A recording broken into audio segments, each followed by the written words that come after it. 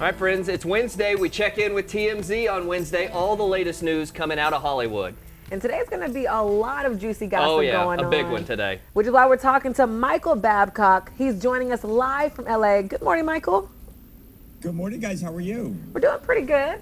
Michael, this Diddy saga is a big one today. I know we have 4 of those 5 verdicts in, and we haven't heard the word on it. What's the latest that you're hearing on all of this? Well, here we got breaking news, guys, because just about 10 minutes ago, the jury passed a note to the judge that they had, in fact, actually reached a verdict on that one count that they were deadlocked on, at least as of yesterday at 4 o'clock in the afternoon, when they sent the note saying, hey, we've got a verdict on 2, 3, 4, and 5, but not on count 1. Count 1, by the way, the most serious charge, in that it was the racketeering charge, that actually carries a life sentence in prison. Diddy doesn't have to worry about that because the verdict was literally just read 2 minutes ago.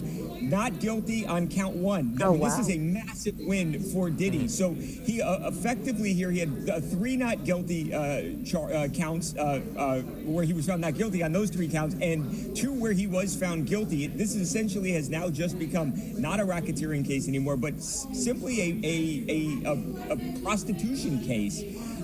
Not to say that he doesn't face a real serious, amount of time here in prison, because he does. Each of those 2 counts that he was found guilty on carries up to 10 years in prison, guys.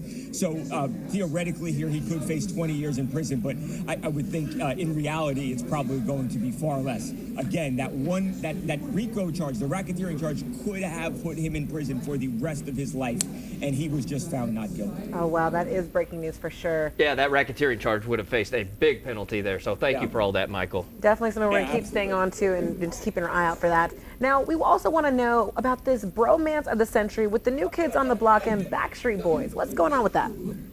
You got, there was no beef here. You got 2 in the Backstreet Boys and New Kids on the Block. You've got 2 of the most formidable, famous, popular, beloved boy bands in the world. And they were actually performing, and the New Kids on the Block were performing, and the Backstreet Boys crashed their performance, and everybody there was on stage. And again, if you're a fan of boy bands, you can imagine just how exciting it was for everyone that was in the audience here for this performance this week. Oh, wow. Now, we're here in OKC, so we got to talk about the big man. Our own SGA is still making history. For those who don't know, we need you to tell us a little bit about this new contract. I mean, highest paid player now in NBA history, at least by salary per year. As you all know, I mean, $285 million.